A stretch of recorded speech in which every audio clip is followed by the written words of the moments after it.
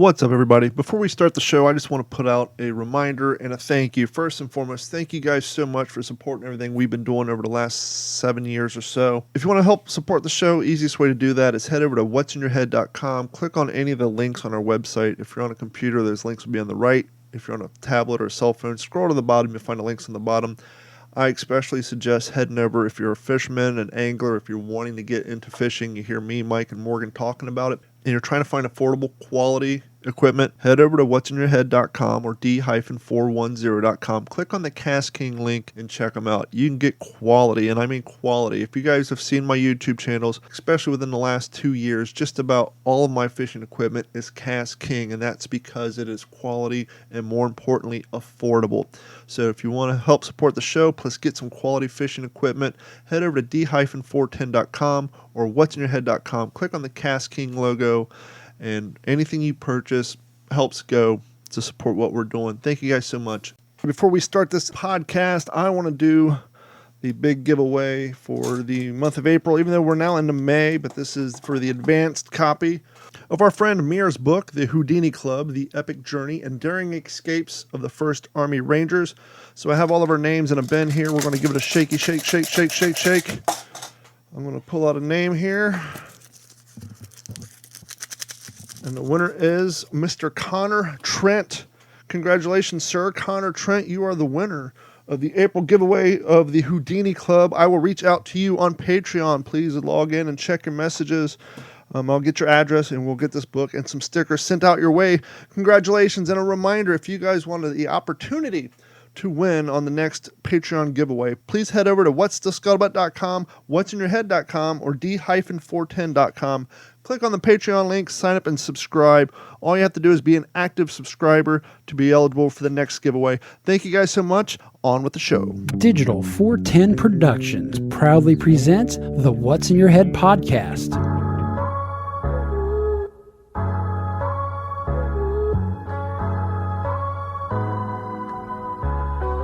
Digitized live from the Your company name here. studios in Cape Coral, Florida. It's the What's in Your Head podcast. What's up, OG5? We're back with another episode of the What's in Your Head podcast. We went a little bit long there because I was waiting for Mike to say, yo, dude, I'm ready. But you know what? I gave up on that. We let Ren carry us into the beginning of the show, and we are back. Half of Morgan is back. I'm concerned. You are whittling away with longing, I think. You longing or... I'm sorry, I didn't realize that you were waiting on me. I said, are you all ready? Meanwhile, Moby joined the show. What's up, Moby? Got any new records coming out? How much weight are you down? Oh no, I was down about 40, but I've been able to eat again. You got himself a Mississippi tapeworm. Well, yeah, I don't know what was going on. Well, a part of it was I had shingles, and that makes it, extremely difficult to eat and do anything else. All you want to do is just crawl in a hole and die, and yeah, pretty rough stuff. First things first, congratulations on making it to the age where one gets shingles. The last person I know to have shingles was my grandfather. He had it 3 times. So that's an accomplishment in and of itself. For those of you all playing along at home, shingles is actually comes from the chickenpox virus, believe it or not. Mm-hmm. It's an Yeah, this was form, my I think this was my 5th round.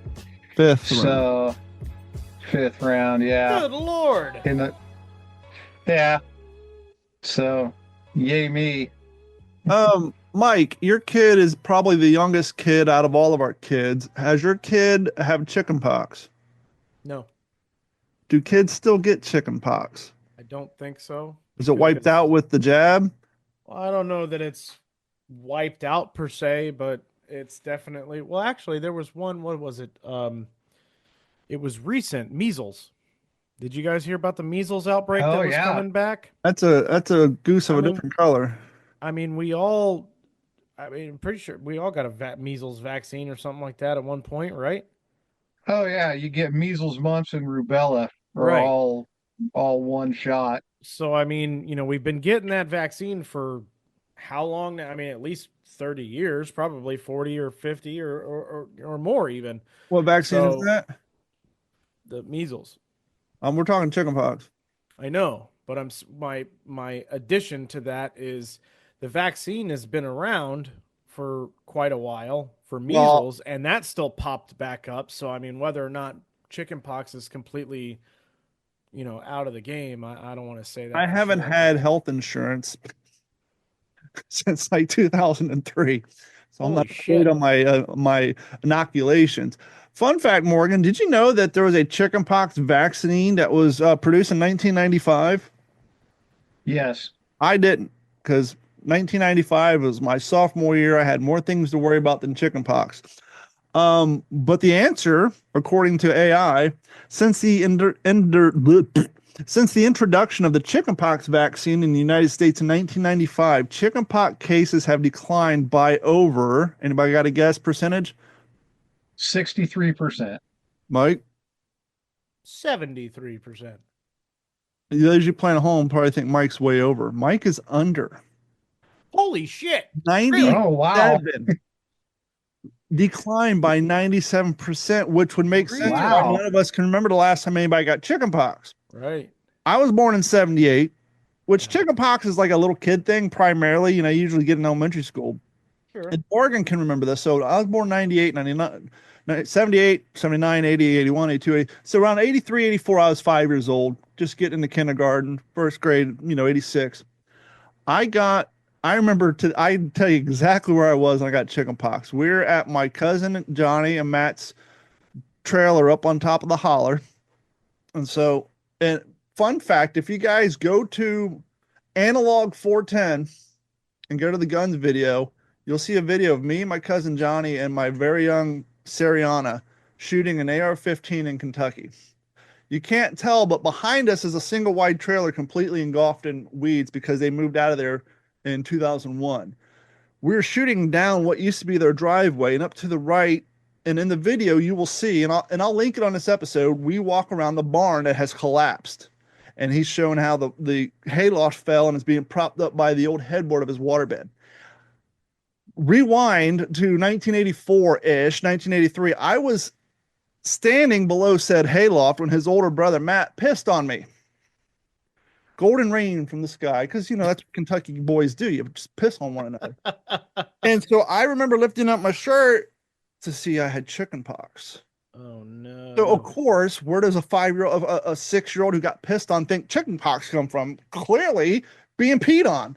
So I remember my mom and my aunt were laying out in the sun on those remember the old clickety clickety clickety trifold Oh, yeah. The old chairs chase lounges. that were made Yeah. out of like it was like blue, The white, PVC blue. wrapping. Yeah, it was like, kind of like what your kids would have like their friendship bracelets made out of today.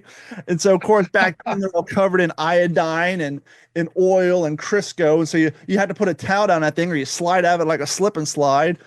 Or if you're broke, chances are half of the plastic's broken, and so your ass is sinking down, and so you got to put the blanket on it. But anyhow, they're laying in those clickety clack ratcheted system PVC lounge chairs getting sun, and I shared my mom, and that's how I got chicken pox. Morgan, how did you acquire chicken pox? Uh, I don't know. I was probably 6 or 7, and my mom had an in-house daycare, and we all had it. And all of a sudden, it was great because we had a party for like 3 or 4 days because all the kids just stayed overnight and overnight and overnight because they all had chicken pox. And then all of That was these the other thing. kids showed up. Yep, and that's what I was kind of getting to. That was the thing. This is probably long dead and gone by the time you were a teenager, Mike. Back in the 70s and 80s, especially like if one of the neighborhood kids got chickenpox in the summertime before school started, it was phone calls. Bring everybody over to Sheila's house. Let's get the chicken pox out of the way before school starts. It wasn't keep away from Johnny. It's bring your kids over. Let's get the shit out of the way, because the idea is you get it once, you build an immune system to it, you never break out again until you're 63, and then you get shingles 5 times. But anyhow, yeah. So they Hey, would hey, hey, hey, gather hey, everybody up back up at that 63 business, buddy. 9.5. I got a little ways to go before I get there. But how is talk about end of a spectrum? You want to talk about why Gen X is so fucking rugged. Your parents made you put on a mask for COVID. Our parents were gathering us up in the fucking Winnebago, stacking us on top of each other like cordwood, so we get the chicken pox from the neighborhood kid to get it out of the way, so we didn't miss any school. That was the Did thing. you ever see the episode of South Park where Kenny had chicken pox and they were all trying to get Yeah, that was like all the the early. parents were trying to get her together? I don't remember that one. You Speaking of inoculations, I gave you guys the homework assignment, which I know you didn't do it. John Adams, the old HBO series John Adams, was a great series. But in that series, they're showing how not the what was it wasn't measles, but back in like the plague or whatever the fuck it was, they were getting the big old sores on them back in like the 1700s, 1800s. But anyhow, Oh, fuck. What was that? oh, hold on, I'll Google it. No, The bubonic chronic. Yeah. Forget what it was. Smallpox. So Mm. they were showing how they got smallpox inoculations back in. We want to complain about shots. Now, John Adams, the series, will show you how there's nothing funny about the practice of tar and feathering somebody. We all think it's funny, particularly Gen Xers, because we had old Looney Tune cartoons from the 30s and 40s that would show people getting tarred and feathered. Ha ha ha ha. No, they showed it in full frontal nudity when they tarred the tax man, where they tore off his skin, and the tar was not just tar; it was tar that was boiling hot. They would dump it on your skin, so it would burn your skin, fill your pores, and you'd basically sweat to death and die of pain. And then the feathers was just for humiliation. And so they showed it full frontal, you watch this and your stomach's turn. They literally put him on a rail, like a railroad tie him to and carry his ass out of town. So they literally rode his ass out of town on a railroad tie but they show in that movie Abigail Adams having her kids inoculated from smallpox. You know the scene in Bring Out Your Dead? Monty Python, Search for Holy Grail. Yeah. It's more serious. There's no one screaming, "Bring out your dead," but the doctor comes to John Adams' home with that same wagon full of bodies that are alive, that are all almost dead with smallpox. He would go out there, puncture a smallpox wound, gather up the pus, go into the house with a 1763 version of a scalpel, if you can picture what that is, basically a sharp piece of aluminum, cut the kids open, and then take the swab of pus that just came off of George out in the wagon on the front stoop, who's probably also covered in horse shit, and then gouge it into their freshly opened wound. That was how inoculations originally started. And then obviously all the kids got smallpox, but a smaller version of it, and their immune system built up. But you watch that and you're like, yeah, I guess maybe that shot in the ass isn't so bad for that I had to get my TB booster in third grade. Could you imagine, Mike, going through the shot gauntlet in the army if they had to cut you open and jab you full of a spoonful of pus? How many wagons would there have been out that. front, right? You would have had to have a med Oh wagon. my gosh. That was already bad enough without having to fucking deal with that. Add that in the mix. Oh, yeah. I'm sorry, I'm going AWOL. I'm not dealing with And it. a helmet for my pillow. Robert Lucky's talking about how there's a guy in boot camp. He's just this barrel-chested, corn-fed farm boy.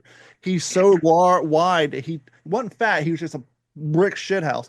He was so wide, he took up two positions in the line, and the corpsmen were doing that jab thing so quickly that both of them jabbed him twice in both arms. And so instead of getting it once, he got it 4 times. They had to take him to the hospital because he literally just got the same inoculation 4 times in 2 different arms. Oh my gosh. Yeah, I pulled up that scene in John Adams. That is fucking brutal. Which one, the tar and feathering or the inoculation scene? No, the tarn, and you're right, full frontal. I mean, you can see Oh, and you know, and in his that scene, his members hanging out there like, hey, what's up, buddy? that's an actor who really wanted the gig. Yeah, exactly. You know who's standing next to John Adams in that scene, that fun-loving scene? Who's that? Good old Sam. Sam Adams, the beer guy, John Adams' Yeah. cousin. He kind of incited that riot that resulted in that poor son of a bitch getting tarred and feathered. So Right. remember that next time you're drinking your pumpkin ale. That's Sam Adams. He was a fun-loving fella. Good Lord. Yeah, that's fucking rough. Like, and when you think about stuff like that from back in the day, like when, like torturous type of, humiliation and stuff like Bone that. It's like quartering. medieval type shit. I mean, even not that long ago when you're talking with, when John Adams was around, that kind of shit. I mean, Remember how we all felt the first time we Fuck. saw Braveheart at the end when they Yeah. cut his stomach open and pulled his innards out. yeah. Oh yeah. Nothing like getting drawn and quartered. Fucking nuts. Like, and some of those, what was it? The one that would stretch you. Mm-hmm. You'd take all Oh, your the limbs. rack. The rack, yeah. And there was variations of it too, because I know there was a few where it would pull you straight, and then there were other ones where it would pull you out like that. I don't think the Spaniards get enough shit for the Spanish Inquisition. Those came up with some. You thought the torture scene from Wu-Tang Clan's 36 Chambers? Torture, motherfucker, torture. I'll take your dick and I'll put it on. It's back to the spike bat. No. The Spaniards, they had like, I mean, the amount of crap they came up with was insane. Brutal and scary. I mean, that's where the human mind can actually go. It's like, Oh my gosh. what That is fucking. your choice? That's Anything scarier. you've I seen in the think. movie Saul or anything from the book of the Spanish Inquisition? Give me Saul any goddamn day. Yeah, I'll cut Oh, off. yeah. I'll cut off a foot. I'm good with that. No one expects the Spanish Inquisition. But And on yeah, that note, that shit from back then was just absolutely nutty. the What's in Your Head podcast would like to send a farewell and a rest in peace to Val Kilmer. We know him from Top Gun, The Doors, of course, Doc Holliday, and Tombstone. Tombstone. I don't know if I'm embarrassed by this or not. I do not recall seeing the Batman where Val Kilmer played Batman. I don't think I seen. Nah. I'm seeing all this Val Kilmer Batman stuff, and I'm like, I must have tapped out of the Batman franchise by that point. Did he play Batman? Well, That's yeah, my in point. like Okay. 95, I think it was. no. But What? now we're Yeah, overlooking. that's my point. No one remembers him. I mean, it sounds familiar, but Val Kilmer played Batman and Bruce Wayne in the which version Batman? Batman Forever. Yep, Oh yeah, it was Batman. It had Robin in it. That's the one. I that's the one remember. with Chris. Jim Carrey. Chris. It also had Jim Carrey as the Riddler. Well, see, I did see that, but I guess did that have Alicia Silverstone in it too? Yes, it did. So that just goes to show you that Jim Carrey that might make it go back. Silverstone That stole might the make it show worth so going back well and that we watching. don't even remember Val Kilmer being in that movie. That was the one with Tommy Lee Jones as Two-Face. Mm-hmm. Okay. And Jim Carrey played the Riddler. Yeah, You just said I the remember name. everybody but Val Kilmer being in that. How crazy is that? I guess in my subconscious mind, that was just another Michael Keaton Batman. Nicole Kidman was in it. Mm-hmm. Chris O'Donnell, I think he was the one. He Yeah, played, he was Robin. He played Robin. You know what I remember from that movie? I saw it in a theater. Yeah, I remember that. Yep. I remember the one scene I remember from that movie.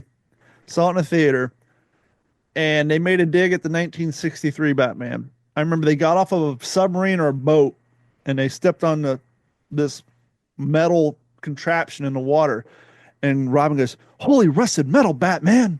And everyone's like, "Oh," he goes, "No, seriously, it's metal, it's rusty, it's full." It was like a dig at the 1965 Batman. That's the only thing. That's the only thing I remember from that movie. Holy rusted metal, Batman! And I was like, "Oh, bad joke."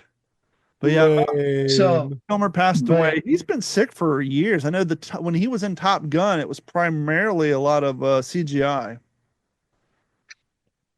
Yeah, they were saying that most of his dialogue was AI Mm-hmm. because he had I think he had throat cancer and they had to give him a tracheotomy and that messed up his vocal cords and so he was 65. really raspy and rough.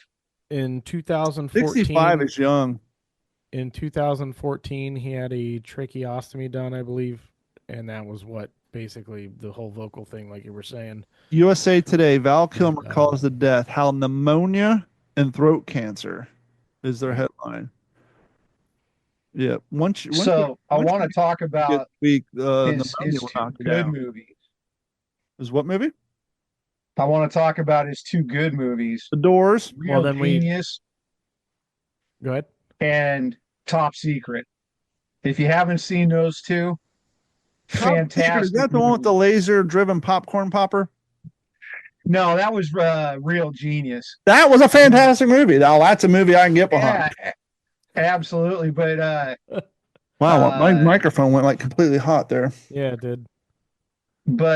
Top Secret was like the greatest Naked Gun kind of spoof movie ever. I It remember was that now. just all bits and sight gags and stuff. Fantastically funny movie. Yeah, I remember. I remember that now. Yep, I remember that. That science movie he was in was pretty. I mean, that was one of those movies at the time that just ran in perpetuity on HBO. Oh yeah. So, as somebody who's been carrying a firearm for over 13 years daily, one of the biggest inconveniences is when you come home, you need to take your firearm off of yourself and put it somewhere safe, somewhere secure, especially if you have kids. Now, I know most of us are responsible, we have a gun safe somewhere, but let's be honest, usually these gun safes are big, they're bulky, they're kind of out of the way because they're a bit of an eyesore. Your wife doesn't want them where everybody can see them, so sometimes they're in your closet behind some clothes, sometimes they're in the garage, sometimes they're in the mudroom, and let's be honest, taking your firearm out and walking to those locations to secure it is a pain in the butt, but you have to be a responsible firearm owner, especially if you have kids in the house. That's why you need to get yourself a Stopbox Pro portable gun safe. You can make it non-portable, you can drill some holes in it, mount it to a place of convenience in your house, but it requires no batteries and no electricity. You simply come in your house, walk up to your safe, choose your finger button combinations, open a safe, remove your firearm from your person, put it in the safe. If you close your safe, just that easy, it's secure. So do yourself a favor, head over to stopboxusa.com/D410 and get all the information today on your Stopbox Pro. When seconds count, trust the only non-fail firearm storage box, Stopbox Pro, at stopboxusa.com/D410. Keep talking. I'm trying to get my microphone back to the level it was. I don't know why it shot. I had the balance really good and it just shot to the moon. You went extremely hot, sir. So I did. So I'll Yes, sir? I'll jump in here. Um, I saw a little bit the other day. Apparently, I missed it. I would have Apparently, gone and seen it. Apparently, um, on the 26th of last month, Cypress Hill did a live, basically the whole Black Sunday album with the London Symphony Orchestra. So wow. the little clips of it I saw was pretty great, but they're actually going to release it on June 6th, a live album. And I think they're also going to release the concert footage too. Nice. So, yeah. Was that in America? Um, Did they play that at Radio City or something like no, that? it was at the Royal Albert Hall Oh, in London. Royal Albert. Yeah. There's a lot of shit that goes I'm on not there. sure, but I heard that the Royal Albert Hall was full of holes. The Royal Albert Hall was full of holes. Why? That's a Beatles reference. Is it? How many holes does it take to fill the Albert Hall? So What sick, I song? can hear it now. What song was it? I don't Can you hear remember this? the song. No. Can't hear this? No, it's just the voices in your head. No, I'm playing Cypress Hill from the London Symphony Oh. that you're talking. So, look this up real quick. Look up Sir Mix-a-Lot with the Seattle Symphony. Seeing it. Uh-oh. all the middle-aged white dancing, shaking their Yeah, yeah, totally, totally. Middle-aged white chicks that up one girl, twerking while that he's. one girl, she's like, "Oh, this is my chance. I've been waiting my whole life. I grew up with a big ass, and now is my time to shine." So while you're looking that up, this kind of took me down a rabbit hole. Being a born and raised Northwest kid, um, most people would consider Sir Mix-a-Lot a one-hit wonder, but he actually had like 10 or 12 albums and was wildly successful in the Northwest. I'm trying to get the senior homegirls up there shaking her ass. She's living her. Oh, here it is, living her best life. Okay, we got enough. Oh no. That's what I was just watching. Ellen DeGeneres. Something you may have. Oh, here. Oh God. Oh, white girl wasted. Oh yeah, Oh, that's what happens. That's what happens after like 8 Moscatos. Yeah. Girl in the front in the black is going bananas. He got down to that shit in middle school. Oh my goodness. Funny thing is, Oh no. that was like all over the place. That What? was like the key of pop culture at that time. Oh yeah. I want to. You guys talk amongst yourself. I got to grab a book. I want to read a paragraph real quick. No. Oh, now we have to be all entertaining and stuff. I don't know if I've got it in me. This sucks. I don't want to Come be back. in charge. I just want to be the sidekick, man. Yeah. Yeah. We're the side we're the side pieces. You're I want to be Oh, God. Guillermo, man. Leave me alone. Oh, good Lord. Oh, jeez. I got some pretty decent news about my VA stuff, which is pretty Oh, yeah? cool. Yeah, I had to find some extra paperwork and stuff like that. I finally found actually I had to contact the National Archives Oh, because man. there was paperwork that I did not receive and I didn't know existed. So I was just you know, going through the motions and they were like, "Well, contact the National Archive because they probably have it. I mean, they should have literally everything." I was like, "Okay." So I did, and when it took them a week and they finally got back to me and they emailed me and they had paperwork that I didn't realize existed. So I got all that information and I was like, "Wow." I was looking up like Army regulation codes and stuff like that for um because they had a bunch of different codes on some of my paperwork and stuff like that. So I was trying to figure that out. So hopefully I'll be able to take this stuff down to the VA and they'll be able to get me situated. So that'll be sweet. So what are you doing there, fella? You look I like was you're- trying to check your all's levels because it's like your all's got quiet too. It's like it's fucking Zoom's going all over the place. You look like you're diddling your giddy Keep there. talking. No. Not to I don't cut want shit out later, to. but yeah, because when I came in, Mike's volume was super quiet. Really?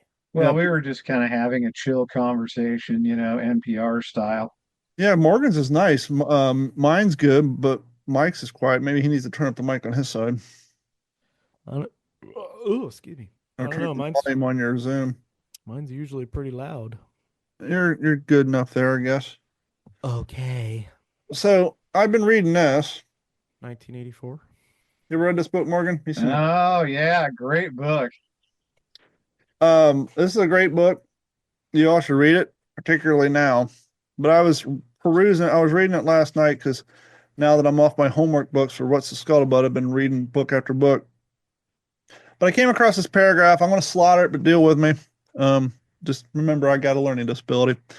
But it kind of explains all you need to know about where we are in life. For those who don't know, this was written by a gentleman in 1954. He survived being a civilian through World War II in the United Kingdom and saw all the trappings that came along with that, saw politicians trying to grasp for power, saw how Hitler and Stalin and Mussolini and all them treated people. And in this book, basically, the war went differently. And by, they think 1984 because they lost track of time because, well, they destroy history as it happens. By that point in the world, there's only 3 countries. The countries basically divided up all the landmass. Okay. And so they really have nothing to fight for because the countries are now so big that each one of them has enough natural resources to accommodate all their needs. So there's really no reason to fight. But it doesn't mean that people are living happily. Listen to this. It kind of explains. This was written in 1954. But it was also clear that an all-around increase of wealth threatened the destruction. Indeed, in some sense, was the destruction of the hierarchy society. In a world in which everyone worked short hours, had enough to eat, lived in a house with a bathroom, a refrigerator, and possessed a motor car, and even airplanes, the most obvious and perhaps the most important of the inequity would already have disappeared. If it once became general, wealth would confer no distinction. It was possible, no doubt, to imagine a society in which wealth and a sense of personal possessions and luxury should be evenly distributed, while power remained in the hands of the small privileged caste. But in practice, a society such could not long remain stable. For if leisure and security were enjoyed by all alike, the great masses of human beings who are normally stupefied by poverty would become literate and would learn to think for themselves. And when once they had done this, they would sooner or realize that the privileged minority had no function and had no function, and they would sweep it away. In the long run, the hierarchical society was only possible on the basis of poverty and ignorance. To return to an agricultural past, as some thinkers often think about the beginning of the 20th century dreamed of doing, was not a practical solution. And so what he's talking about, in this world, you have these 3 countries that no longer need to fight with one another. He's saying all 3 countries are so powerful that the other 2 ganged up, they wouldn't be able to win. So there was a stalemate.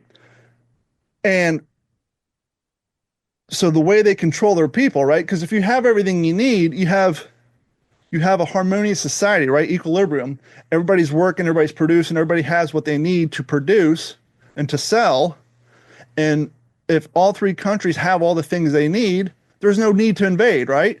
I don't need to invade you because I have enough oil, I have enough steel, I have enough food, everything's fine. We all work inside our little bubble perfectly. And if we want, we could trade for some technology. Well, if you have 3 countries running the whole world that are all working in harmony and no one has needs, then what do you need government for? Because government's job is to protect you and to provide security and logistics. Well, if you actually have 3 countries that everybody's figured out what they need to do to have success, you no longer have need for government, and you no longer need to have those in power. And so how they resolve this amongst these 3 countries in this book is they basically fought wars over 4 little countries that they used for slave labor. And they needed the war to destroy, to expend the products in which they made, right? Because you can't make stuff for people to buy to have a luxury life because they no longer need your government. But if all of your production went to war goods and you barely had enough money for, everything went to war goods in this book. So every single person's living like a slave. They're all broke as shit. They're eating gruel because these power hungry governments where the politicians are in charge, living high on the hog. Oh, we're in war with the boogeyman. We're in war with the boogeyman. Well, they weren't in war. It was a made-up war so that they only manufactured goods for the war so that they can blow them up and destroy them, thus make more. Otherwise, they would make luxury items, and then people would no longer need a government. And so, but the reason this is so important, the whole the whole basis on how these governments do it is they destroy history in real time. The main character's job in this is to take history as it happens, rewrite it in a fictional way, and then delete the original copies. And I've said on What's the Scuttlebutt for since 2018, but history books always need to be in paper form. People are talking about, oh, we don't need paper books anymore. Go online books, digital books. Digital books can be edited on the fly. You want to do that for your fiction books, that's fine. Historical books need to be hard copied so they can't be deleted in real time. And more importantly, they have thought police. If you think the wrong things, the thought police show up your door and you fucking die and disappear. And the other thing they have is what they call new think, where they're literally deleting the vocabulary. They find syllables, nouns, all that stuff is a waste in the economy of words. And so they come up with a new word that represents 6 other words so that people, you reduce the words, you reduce the meaning, you reduce people's ability to think and have their own ideas. And so they not only are they deleting history, they're deleting vocabulary and coming up with new definitions, like LGBT and trans this and, this and that. And we see it all the time where old words get new meanings, right? And this guy basically came up with all this shit out of his head in 1954 after he watched communism and socialism and all that in real time. And you're reading this much like Atlas Shrugged, and you're like, that's happening? That's happening? I remember when I read Atlas Shrugged in 2008, I'm like, that's happening? That's happening? It's so crazy how these fiction books written by people who survived and lived as young adults through World War II, the things they come up with, it's like, oh, yeah, that's what certain people are trying to do now. They're trying to control people by, you don't need to work. Here's some checks. Here's the bare minimum. Let's change the vocabulary a little bit. We don't want you to have thought. We don't want you to decide whether or not you're getting a vaccination or not. You just need to get it and shut the fuck up. And it's kind of crazy. But yeah, when I read that, I was like, that explains it all. You can't have the novel 1984 was written by George Orwell in 1948. Oh, 1948. I think and published in 1949. Okay, yeah, this made reference to 1954 in the beginning, maybe because that was one of the copyrights. But yeah, 1948. Well, I was curious because I was looking him up and he actually died in 1950. So yeah, so maybe that's what it was. Yeah, but so 2 years after the war. Mm-hmm. And yeah, it's pretty interesting. Yeah, what's that called too? Because it's 1948, but the novel is called 1984. 1984, yeah. Yeah. What's that called when you can reverse stuff like that? Oh, and Otto is one on The Simpsons. It's not an onomatopoeia, is it? I think so. And Otto, what it is? It may be different for numbers, but yeah, I think Otto on The Simpsons is one.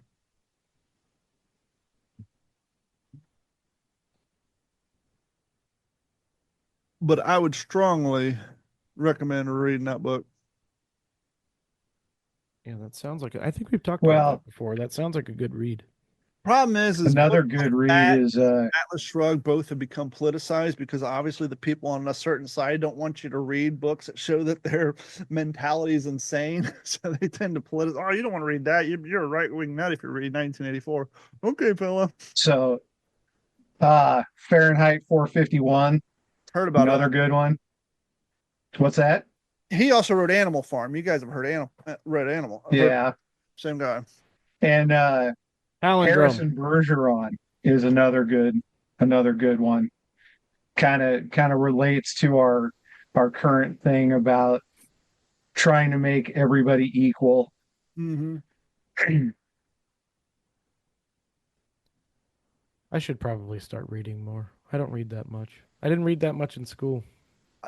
I read because I had to. I won't go too much into it because I've covered it so many times in WTSP, but I didn't start reading until 2003 when I was like 22.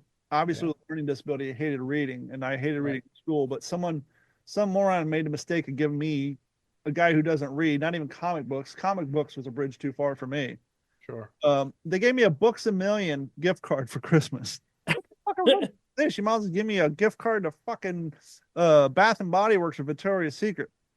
So I was flying home from Kentucky to LA. No, going from LA to Kentucky to visit my mom. And so I was at the LAX and I was wandering around. Now at the time, rewind 2 years. Remember, Band of Brothers came out on 9/11, right around 9/11, and I just got an HBO, but I was broke. It's right on my divorce, and so I did as we all did back in the early 2000s. I just went on fucking LimeWire and downloaded the shit.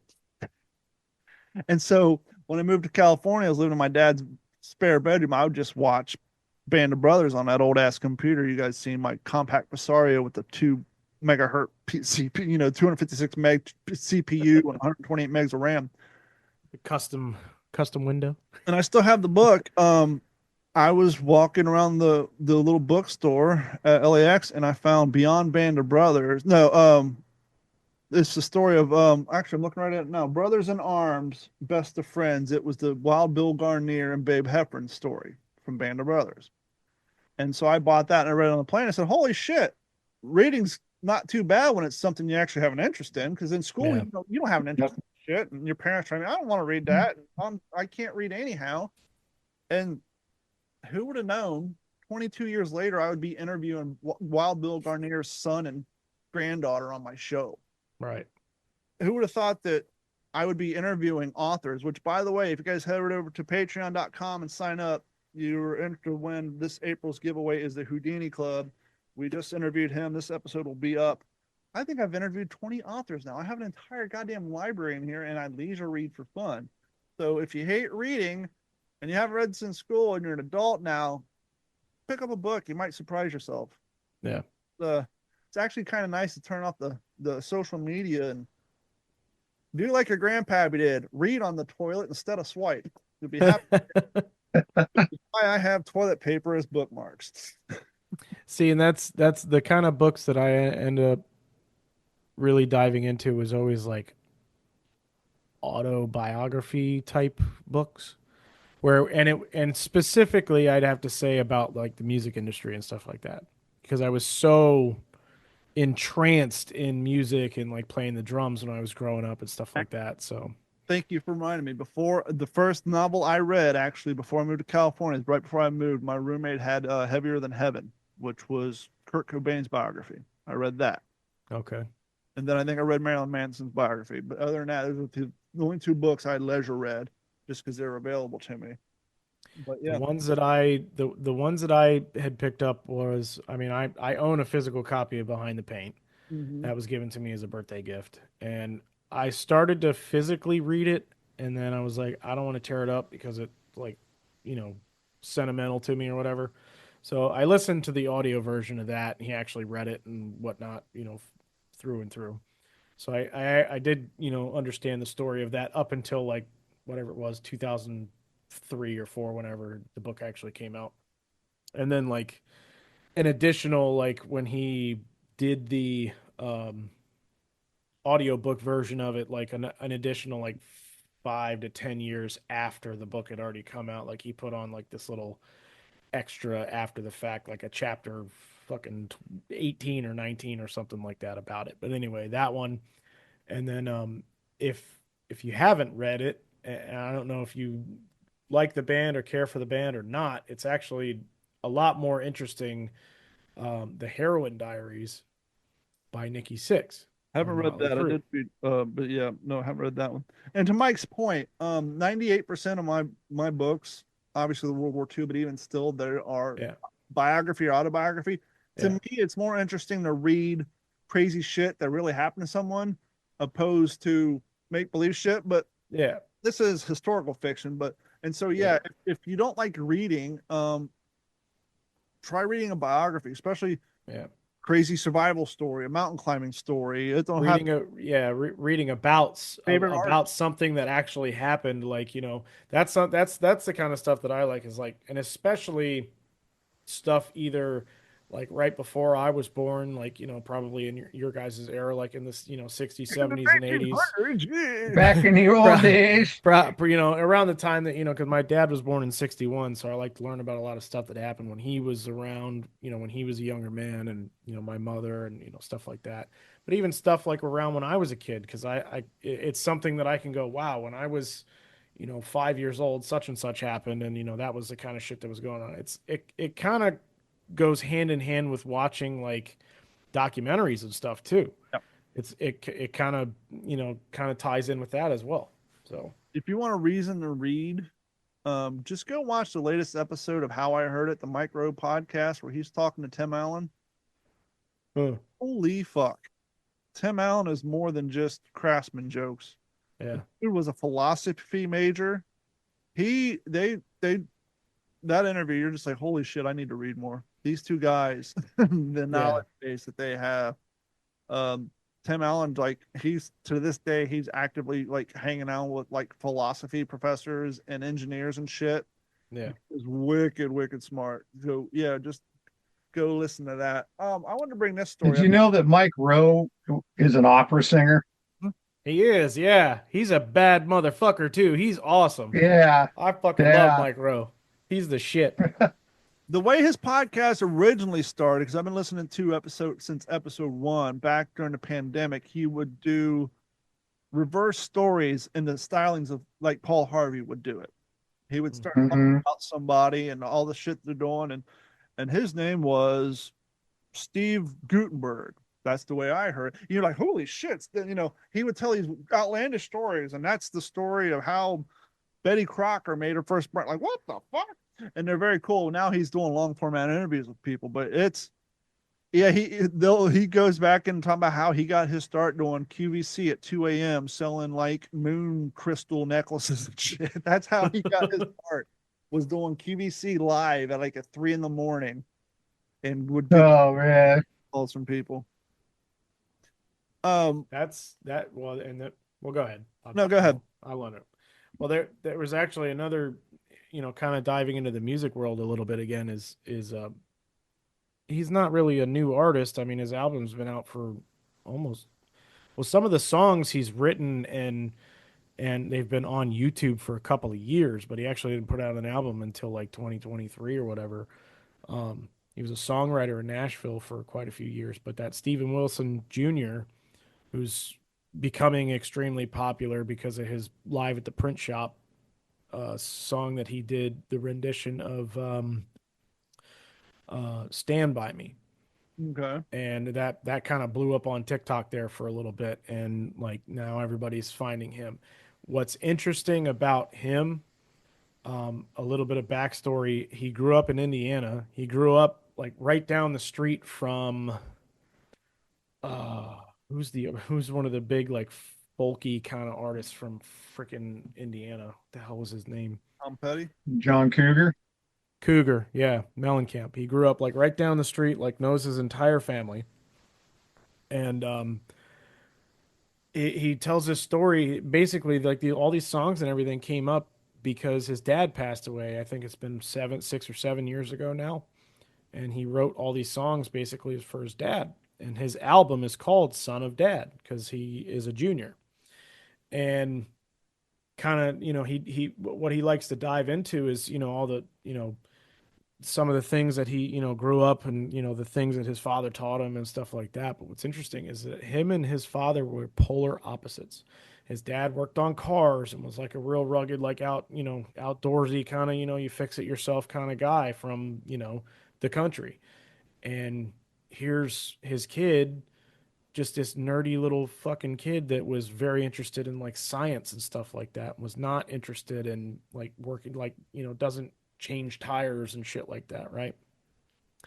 And even further, like he grew up like the only thing that they really had in common was they did the Golden Gloves of America, the boxing, amateur boxing championship and whatnot. And he could have been a professional boxer. Could have been Chose not somebody. to. He could have been a contender. And he ended up like he followed his science career. He went to like a 4-year college to become a scientist. Basically, he had his own lab. He had an office and everything for the Mars company, the candy, the My dad Mars was- bars and stuff. And he said on a podcast one time. He said on a podcast one time, believe it or not, the dog, I guess treat or whatever you would call it, dentistix. Yep. That's what he came up with. That's like one of his babies, as he called it. So So my dad worked at Calcan in Columbus. That's where he got his Yeah. first, which is owned by Mars. You know who else worked at that same cow can shortly before him? Who that? Motherfucking Dwight Yoakam. Really? He also worked for the Mars Company at Calcan in Columbus before he became a singer. He worked at Calcan as well. That's cool. Um, this is a little segment we like to do where we keep Mike in a corner because he can't relate. This is where we talk to the Gen Xers. What the fuck? I'm gonna list off 10 songs. Let the adults speak now, Mike. Oh, fuck both of you guys. Little kids table. It's Thanksgiving time. We're gonna us Gen Xers. I'm gonna talk. To the corner. I'm gonna blow your mind, Morgan. I wouldn't put it past you to know this, but I'm gonna read a 10 song title just because Mike brought up music, and I want you to tell me who wrote the lyrics for these 10 songs. And we'll start from the hardest to the easiest. Tom Pell Glasters Put Another Log on the Fire, which became the male chauvinist national anthem. Lester Flatt's February Snow. Chris Christopherson's Son of a Scoundrel. John Prime's This Guitar is for Sale. Buck Owens on the cover of the Music City News. Emily Harris's Queen of the Silver Dollar. And now you'll start recognizing more of these. Waylon Jennings' The Taker. Bobby Bear's Sylvester's Mother. Loretta Lynn's One's on the Way. So that's Loretta Lynn's One on the Way. And number 1, Johnny Cash, A Boy Named Sue. Who wrote all of it? I know y'all thought Johnny Cash wrote A Boy Named Sue, but he didn't. Was that Willie? Listen to the title. Kind of think of the stylings and the names of these titles. I'll just read the titles again. A Boy Named Sue. One on the Way. Sylvester's Mother. The Taker. Queen of a Silver Dollar. On the cover of Music City News. This Guitar is for Sale. Son of a Scoundrel. February Snow. And Put Another Log on the Fire. I'll give you a hint, Morgan. You'll never know that this guy was a music writer, but I goddamn guarantee you and everybody in your elementary school checked his books out at the school library. Dr. Seuss. What if I would say Where the Sidewalk Ends? Oh, Michelle Silverstein. Okay. wrote all those songs. You know what? Now that you said that, I do remember hearing A Boy Named Sue that he wrote that. Yeah, But not only was he a prolific, I don't even would it be fair to say that he was a children's poem writer, or do you think his styling of writings just appealed to us? Because I don't know if I would call Where the Sidewalk Ends, or what was the other one? Something in the like the room in the mind or some shit. The window in the brain or whatever. something in the attic or something. Books. I remember those were the ones we all waited to get at the library.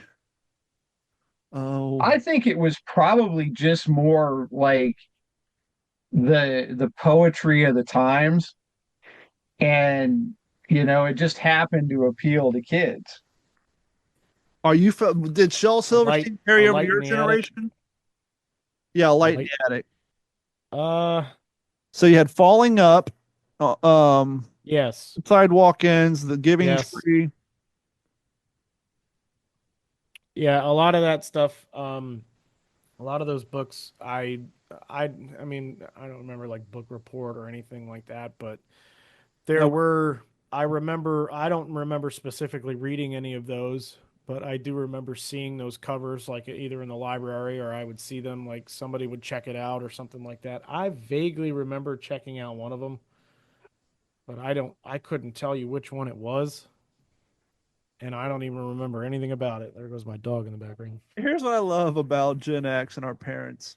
We hear all the time now that, the poor abused kids of today, they have it so hard, hey, little boy, dealing with your homosexuality, come talk to my aunt who came out of the closet in Kentucky in 1979. She knows what it's a hard time of being gay was. Okay. You're in 2024.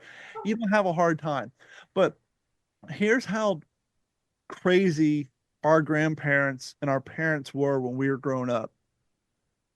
A Light in the Attic was banned by some schools because the parents believed his poem would make their kids break all the dishes so they wouldn't have to dry them. That's all it took back, Is that ladies and gentlemen. is that like Wow. banning Looney Tunes because I'm going to stand on a cliff and drop an anvil on somebody's head? Or when they, oh, Mike, you don't remember this. This is before your time. There was a campaign. Beavis and Butthead in the later seasons had to stop going fire, fire, fire, fire, fire, because they said that it was going to cause kids to start fires in their homes. Really? Yeah. Let's see here. A Light in the Attic. From the sidewalk ends up to the Light in the Attic, Shel Silverstein's books were filled with eccentric allusions and quirky rhyme poetry that made readers of all ages giggle. But parents in Wisconsin weren't laughing when they read one of the poems in Light in the Attic. How not to have to dry the dishes, the poem goes. If you have to dry the dishes, such an awful boring chore. If you have to dry the dishes, instead of going to the store, if you have to dry the dishes and you drop one on the floor, maybe then you won't have to do the dishes anymore. I gotta say, at 45, reading that, I'm not that fucking impressed. I can't believe this is the guy who wrote Boy Named Sue. That clearly wasn't that. I wouldn't mark that up as a literary masterpiece. Hey, But yeah, fun fact for you, right here off of old Wikipedia. Mhm. In 1957, Silverstein became one of the leading cartoonists in Playboy, which sent him around the world to create an illustrated travel journal with reports of far-flung locales. since we're going on the whole on children's books,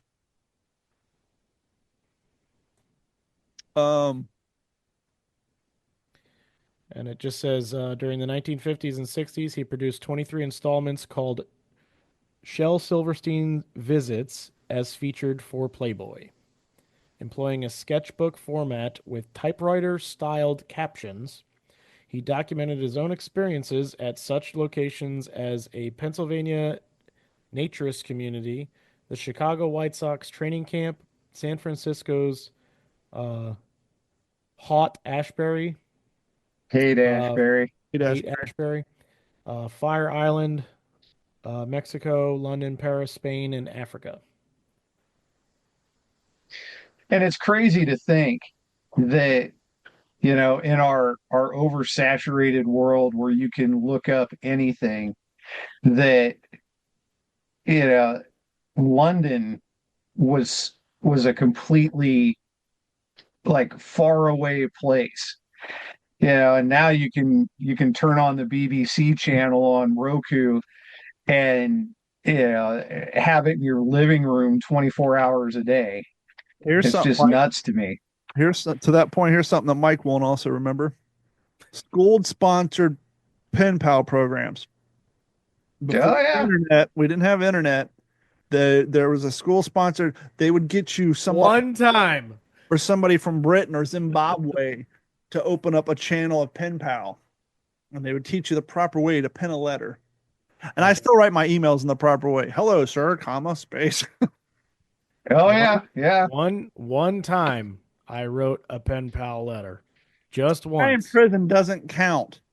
I I never got a response. I don't even know if they actually did anything with it, but we sat down in class in like my elementary school, whatever grade I was in, and I wrote one pen pal letter, and they were supposed to send it off to wherever the fuck, probably Africa or something like that we were learning about. But That's what he Dear thought. He was pen actually pal, writing a letter to Santa. how long is your sentence? When you get out, I would like to have ice cream with you. Love, Mike.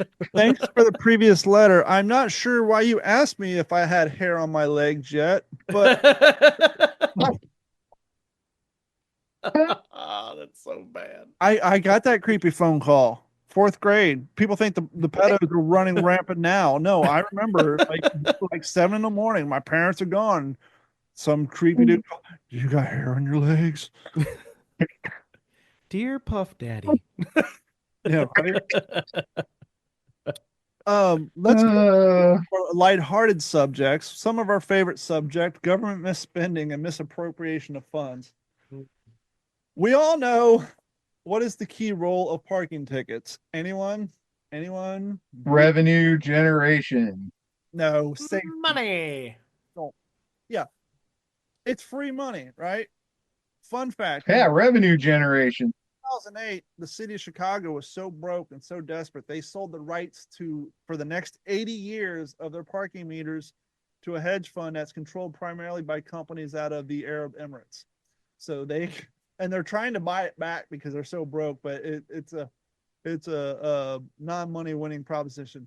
LA, how much money do you think LA generates roughly annually a year off of parking tickets? $1.2 billion. That's a little high. Billion? That's I mean, high. It's in the I millions. mean, The high millions. hundreds. Each year, Los Angeles hands out roughly. 675. Each year, Los Angeles hands out roughly $2 million parking tickets. So they hand out 2 million. They generate roughly $110 million annually Jesus. in parking ticket revenue. Now, when you're processing 110 million, 100 for the people in the back, $110 million in 12 months. You need a department of people to write the tickets, process the tickets, and to take payments on said tickets, mail them out, etc., etc. How much money do you think the city of Los Angeles spends a year in salary for the people to man the department responsible for writing, generating, collecting, and processing parking tickets at $110 million a year? I'm gonna guess it's. $210 million. I was gonna say I'm either gonna guess is way over or extremely under. It's not gonna be anywhere close to It it. can't be a net positive, I can tell you that. What do you got? Keep in mind, this is the same city where they think McDonald's employees should be making $25 an hour. Uh-huh. Los Angeles, in 12 months, generates a little over $110 million with pay, medical care, vacation, and pensions. It cost them only $176 million to run the department. Yahtzee. I wasn't too far off. It cost them $173 million to process $110 million of free fucking revenue. $63 million net loss. I love it. A net loss on collecting free money. You keep in mind, LA to the point now where their parking meters have scales under them, so they know when you leave. When you leave and you got an hour left on the meter, do you think they're going to let you give that hour to the next fella? No. Resets. And they're losing fucking money. When your government is so poorly ran that you lose money processing free money, that's a problem.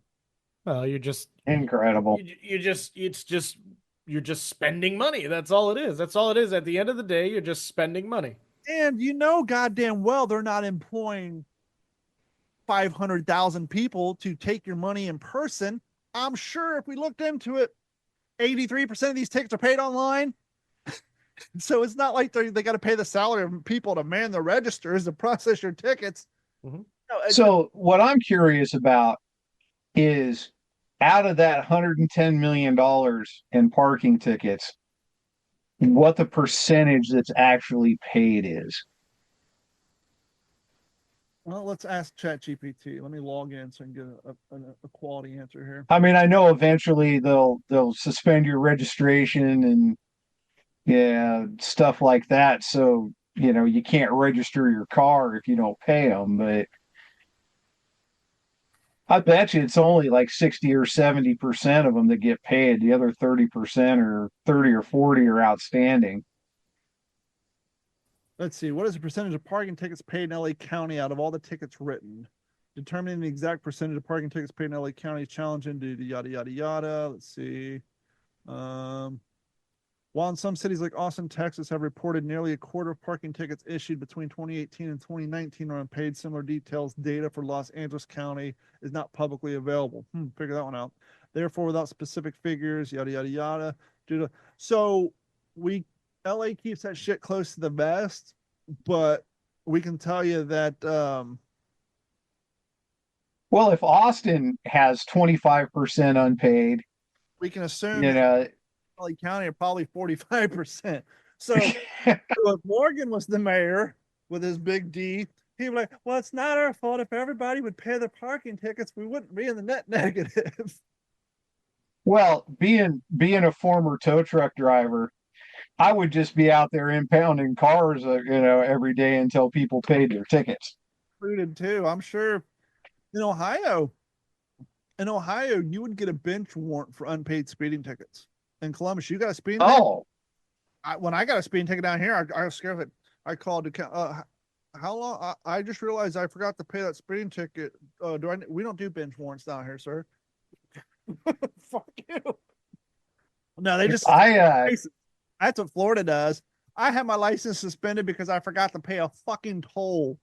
That's what they do down here. You don't pay the license, they that $2 toll turns into $250, and then they take your license. so Yeah. I got my license suspended once because I filled out an accident report form wrong. I put my insurance information on the line below where it should have gone. I got pulled over for a California stop. They impounded my car and, put me on the street walking. Cost me $400 to get my car out of impound. Plus I had to, pay all of this other, reinstatement fees and everything. It cost me like almost $1,000 to get my license back. Burns. I would feel sorry for you, but seeing how you were the man, you used to tow everybody else's car for parking in the fucking Winn-Dixie parking lot overnight. You got your just Hey, came back and bitching your ass. well, that was actually before, so I took my rage out on other people who did wrong. Despite all my rage, my microphone keeps going up and down in volume.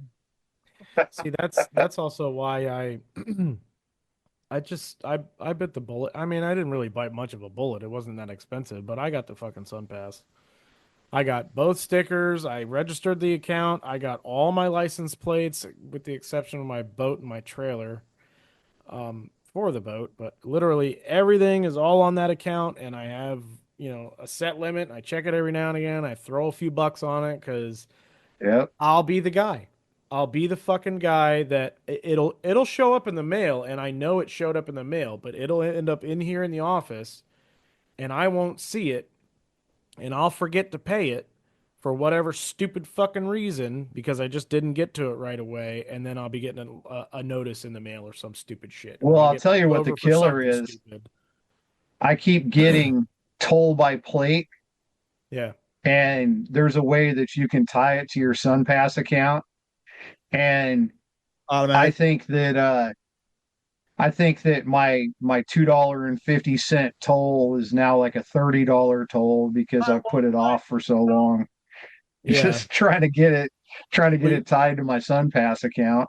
Well, really, I think the only thing that you really have to do is put in your make, model, and year and all that shit, and then just add your license plate. And I did that multiple times, and I thought that my account was set up so that it would automatically draw from my bank account to replenish funds, or Right. just, just draw through SunPass directly to my bank account.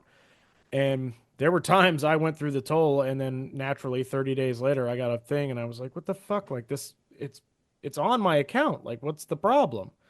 And I guess you actually have to make sure that you have a balance on there too, because if you don't have money on the account, they're not going to draw it from Yeah, they'll that's do like I've a got mine monthly. set.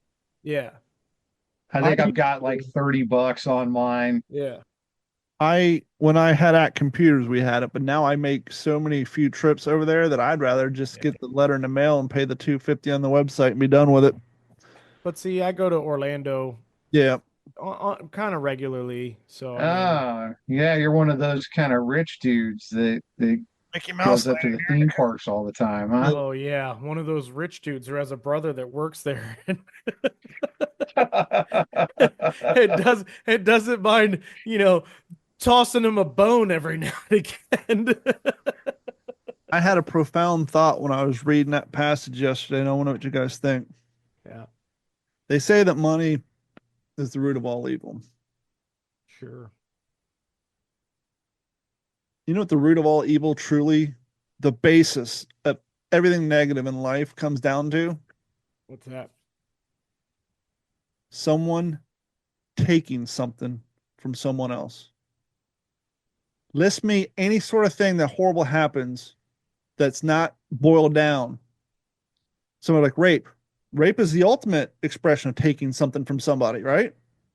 Oh, murder. You taking someone's life, rape, taking someone's free will, taking someone's choice to have sex with you, taking someone's innocence. Mhm.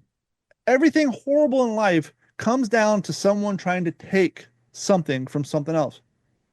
And that's literally you can't think of anything negative that doesn't boil down to that in some way, shape, or form. I mean, try to come up with something that doesn't, the end result is you taking something. Yeah. No, that makes total sense. I mean, we could probably sit here for hours and try to figure out something that ultimately doesn't go down that path, but Well, yeah, it really that is totally makes hate and sense. malice. Yeah, greed. Yeah, and yeah, I mean, it's just, and it's, I don't know. I mean, I think that it's just the evil inside of people. It's just, Mhm. but the most evil thing, you read the commandments, Yeah. coveting neighbor's wife, taking his wife, wanting their property, taking their cow. Everything literally comes down to taking from somebody, taking from one Hmm. person, taking from something else. Robbing a store. What are you doing? Taking their shit. Robbing someone's home. Killing somebody. Literally everything boils down to taking. And if we can just figure out how to get people to stop trying to take other people's shit, all the problems go away. It's it, Well, but it's that's never going Yeah. to I happen mean, but isn't it because crazy there's that is the downfall of society, that we can't get to the point where we can all agree not to try to take other people's shit? well, when somebody has a bigger well, TV or a I was yeah, nicer car or that's more money or whatever, and it really boils down to, well, I mean, not quite to the level that you're talking about, but it does boil down to, we've got this society where martyrdom and victimhood is is almost celebrated, and it's like, you deserve to liberate that 75-inch TV from Best Buy, during the peaceful protests, because why should that corporation have a 75-inch TV and you don't? So I don't know. I I mean, think it's just, I think that in my opinion that is a very if we're getting kind of political here, that's a very liberal type of mentality too. It's not even liberal. It's Is more. is It's more. Total. It's more a borderline on communist and socialist. Because after all, yeah, Mhm. the root definition, and they say it a lot in the book Atlas Shrugged, and that is their saying is the needs of the many outweigh those of the few. Well, I sure. mean, Spock even said that in Star Trek. What was it, two? As he's dying in the radiation, the needs of the many outweigh the needs of the few or the one. So, But that but is it's the backbone of communism. Hey, we well, all it is, to each according to his needs, from each according to his abilities. I mean, is the basic tenet of socialism, and that only works to a certain degree. And then, just like you're reading in 1984, you've got the masses getting just enough to cover their needs, barely. giving everything that they've got, productivity wise. And then you've got the small group of political leaders that are living fat. I mean, if you look at the Soviet Union, during the 70s and 80s, you see, if you were doing well, you got a lot of Riva, which, basically was a licensed Fiat 124 sedan that, you were rolling pretty good. But you get the guy that's in charge of your town who's driving a Mercedes 500. Mhm. So it's, and most people are lucky if they can get a decent pair of shoes and, a couple of beets to make some borscht. And we see that in modern day too. We see all these areas where the Red Cross will go drop off food and clothing in these third world countries, and their police, their military, their politicians will take it for themselves, and then the people actually starving out in the villages getting none of it.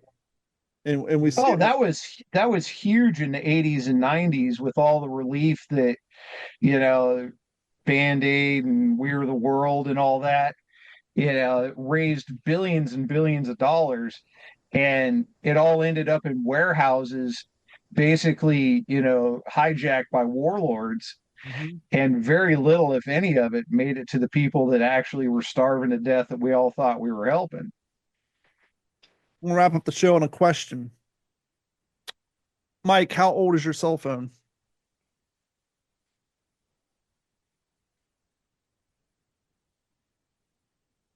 The easiest way to know is what version is it and what's the newest version. I have an S21 Plus. They're currently on the S25. Mine is a iPhone 15 Pro Max.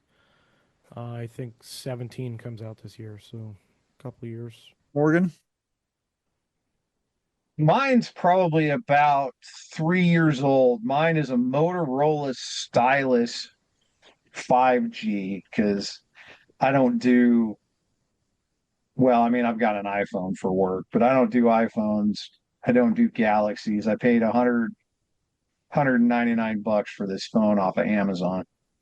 So, and I got to do it again because I've managed to totally destroy the screen. I'm trying to download an image here just so that I can open it. You guys might be able to see it. I have an S21 Plus. They're coming out the S25.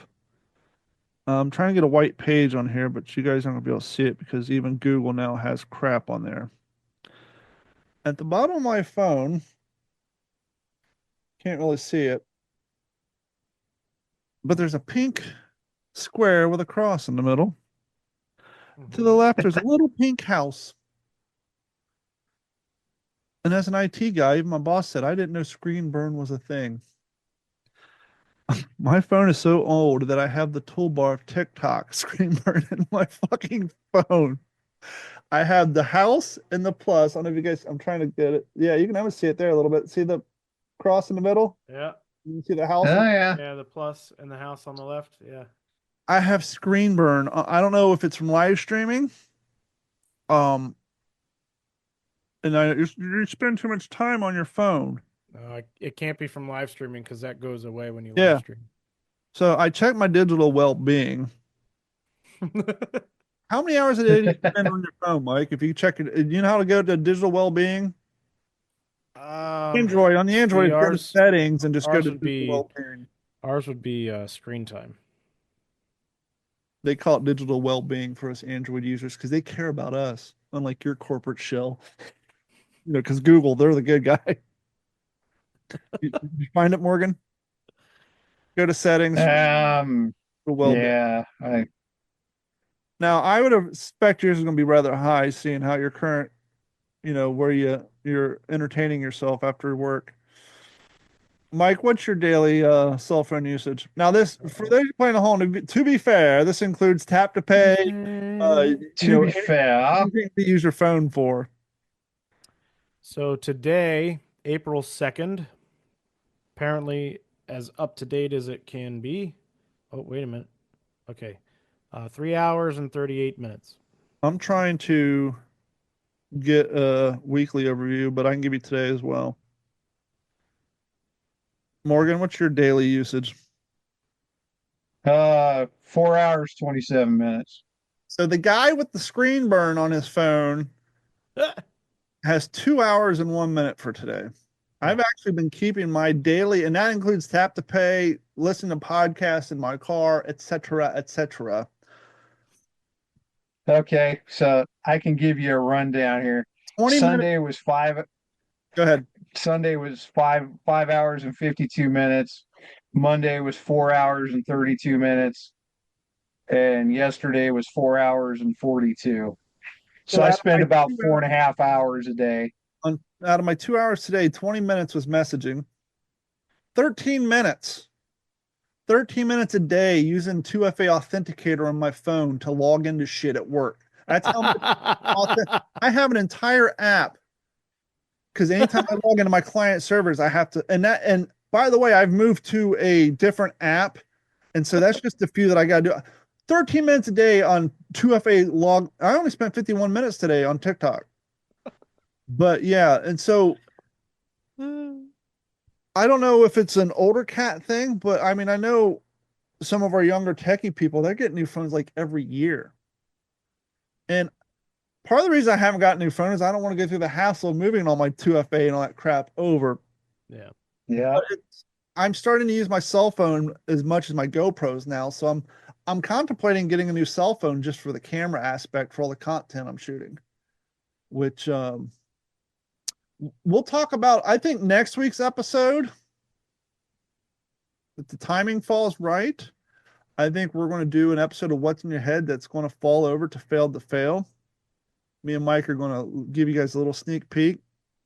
I signed up for something really stupid that could potentially take me 8 hours, and we're going to film it.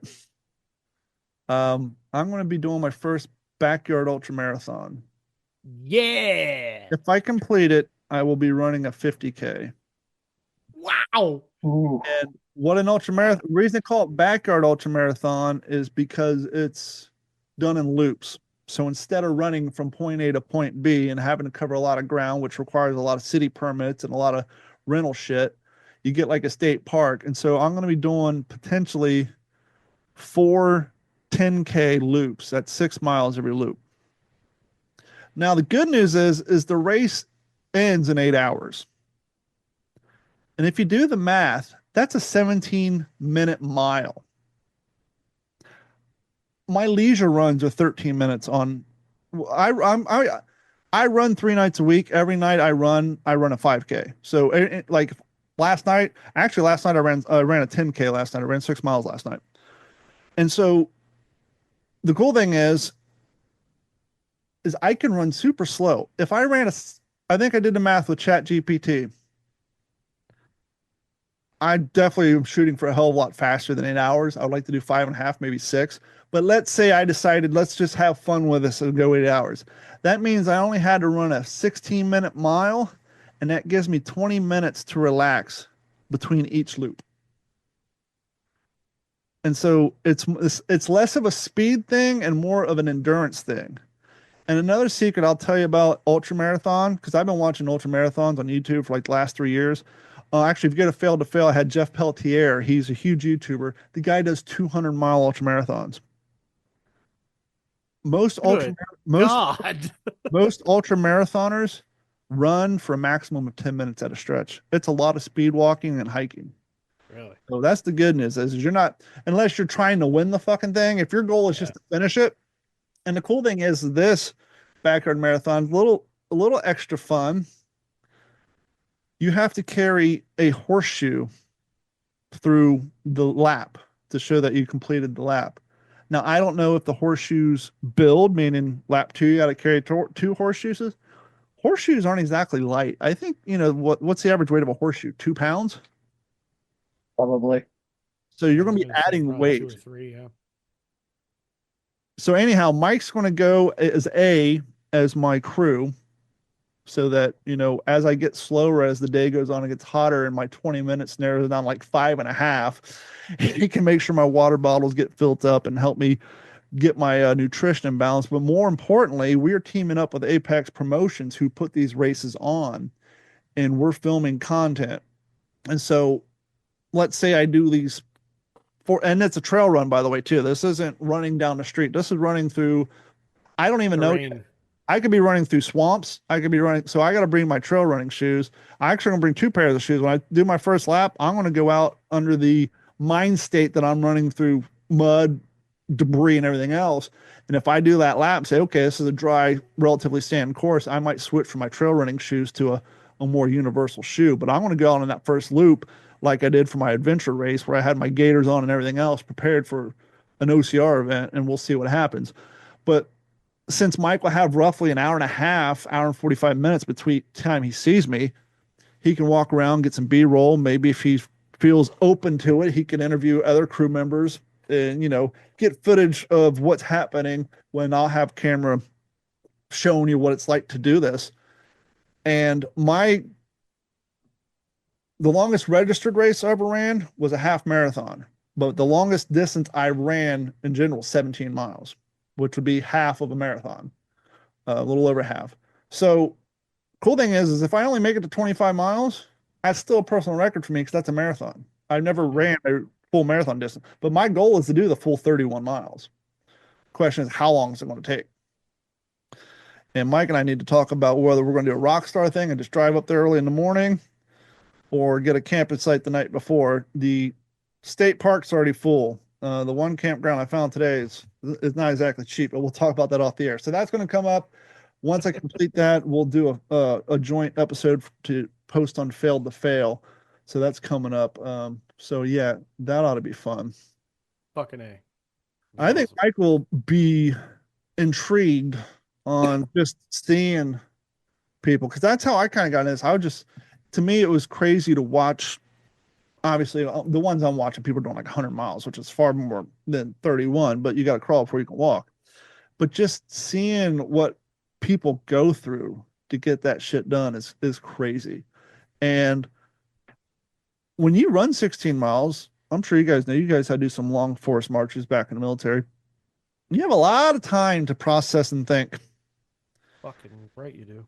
And when you're maintaining like a decent speed, it's different for everybody. But if you actually maintain a certain pace, my 30s, I think for me personally, it was if I did between 7 and 8 miles at 9-minute miles consistently, that's when I hit my runner's high. I remember one day I came back from running a 12-mile race. Carrie thought I'd been out drinking because I came back that fucking loopy from the endorphins in my mind. So I'm questioning. I might even just let Mike edit the video because depending on how crazy shit goes, I might like want to cut shit out. But by having Mike do it, I won't be able to self-censor like if I do embarrassing shit because you never know.